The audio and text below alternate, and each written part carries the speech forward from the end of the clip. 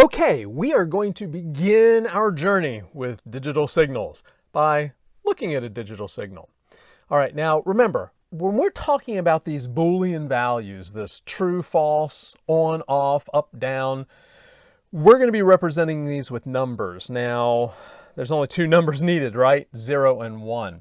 And in order to distinguish these from the integer 0 and 1, we're going to actually put the term logic in front of it. So I'm going to have these two different levels, this logic 0 and a logic 1. Those two values that we're going to be going back and forth and across over time. So if you're thinking about, time passing in that direction, what we've got is this signal that changes back and forth kind of randomly.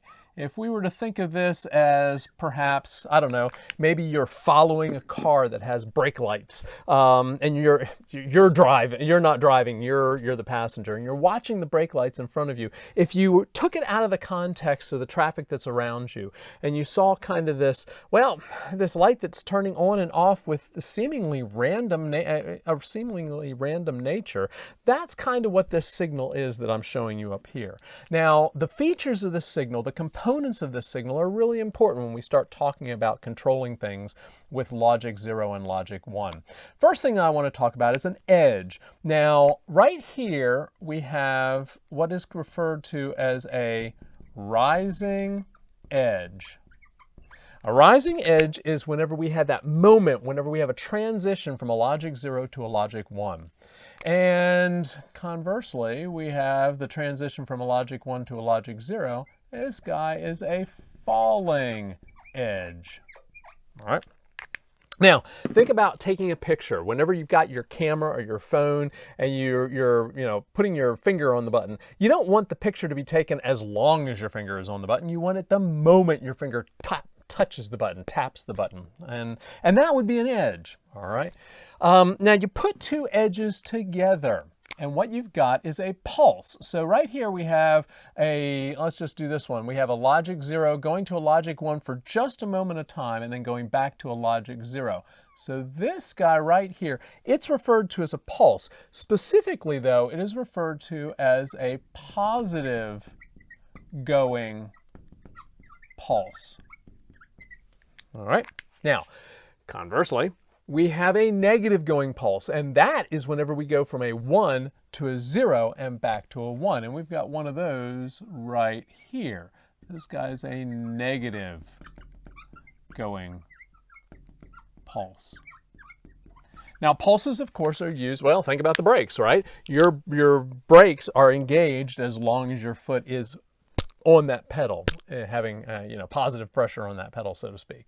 Now, as I said before, this is kind of a random nature. This signal has kind of a randomness about it. And therefore, it actually is, and in fact, what we're really going to call this signal is something called a pulse train. It is a train of pulses, a sequence of pulses. So this guy is called a pulse train. But the random nature of this pulse train means we give it the name a non-periodic pulse train. That's what this guy is. All right. Now, we got a non-periodic pulse train. Guess what? We probably also have a periodic pulse train, right? Well, a periodic pulse train has a slightly different look about it. It has a regularity. In fact, if you were to draw something, and I'm not going to do it perfectly here, of course I didn't do it very well at all. It's got this cadence about it. It's got this heartbeat about it, all right? And it keeps going and going. And in fact, with this top non-periodic pulse train, if I were to ask you what the signal looked like beyond what I've drawn here, you couldn't predict it because it's random in nature. Could be up, could be down, right? But this guy right here, if I draw enough of it, it's likely that you could be able to continue to draw it. Now, in order to continue drawing it, there are two features of this signal that we need to know. The first thing is, how fast are those pulses coming? What is the cadence? Now, the measure we typically use to identify the cadence or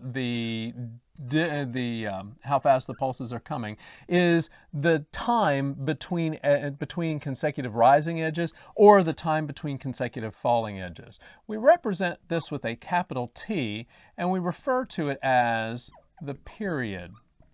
Now, the period is measured in seconds. Now, more specifically, it is measured in the number of seconds per cycle. In other words, how many seconds does it take for us to go through a full cycle? All right. Second feature, the second measurement that we need in order to accurately measure or represent this signal is, well, right here I've got these positive going pulses. Now, the positive going pulses, forgive my, accuracy of my drawing here. In this case, it looks like it takes up about half a cycle, but it's possible that these pulses could be really narrow and come at the same period, right? So the second thing that I need to have in order to represent this signal is what we refer to as the pulse width, which is represented with a lowercase t sub w. This guy is the pulse width. Now, more specifically, it is the positive going pulse width, but when it comes to representing these periodic pulse trains, we're just going to refer to it as the pulse width. And so this guy, as I just said a moment ago, is a periodic pulse train. Now, you've got one of these guys inside of your computer. Specifically, there has to be some sort of an electronic signal that keeps things moving inside the processor. It's called a system clock.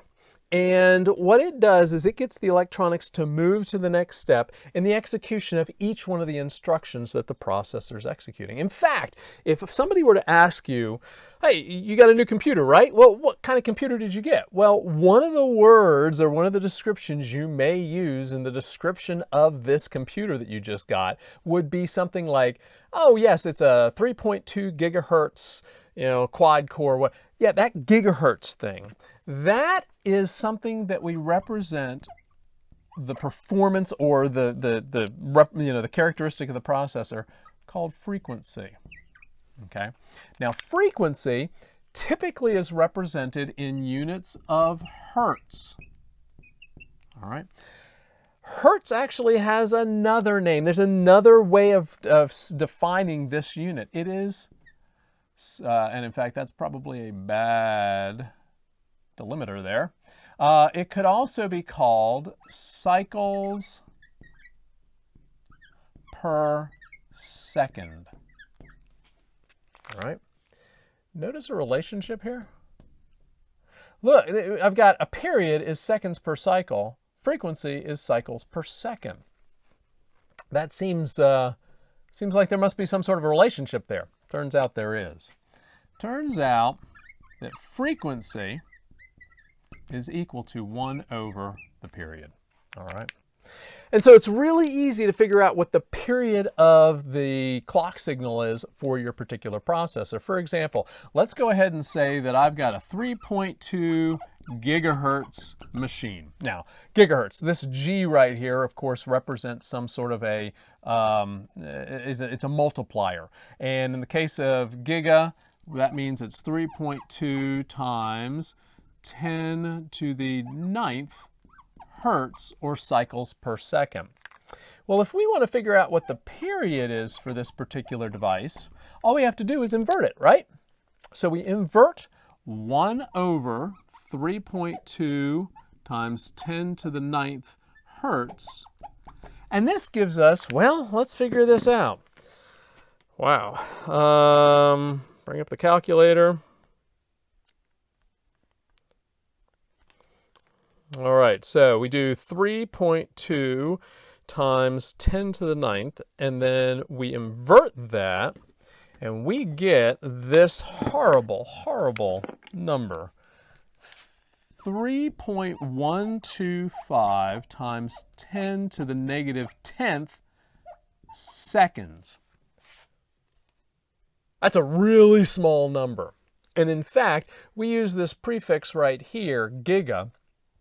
That prefix right there actually represents, 10 times to the ninth. Well, we have the ones for the negative too. So, and I don't know if you can see this quite. Maybe I'll just go ahead and draw this up here just so that I can still stay on the camera. This is the same thing as 312.5 times 10 to the negative 12th seconds, which is equal to 312.5 picoseconds. That's a really small number. All right. What we're going to move on to next time is we're going to talk about how these pulse trains can be used to dim an LED.